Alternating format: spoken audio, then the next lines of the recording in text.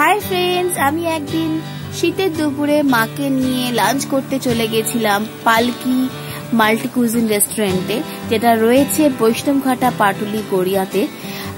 So চলুন দেখে নেওয়া যাক এই রেস্টুরেন্টটা কেমন। আমার তো খুবই ভালো লেগেছে, এখানকার খাবারের কোয়ালিটি আমার সত্যি খুব ভালো লেগেছে।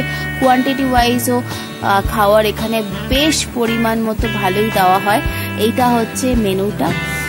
এখান থেকে আমরা স্টার্টারে অর্ডার করেছিলাম ড্রামস্টিক হেভেন, তার সাথে হচ্ছে মিক্স থাই স্যুপ, আর মেন কোর্সে ছিল মিক্স ফ্রাইড রাইস, আর তার সাথে ছিল চিলি পনির, আর তার সাথে ছিল কোক।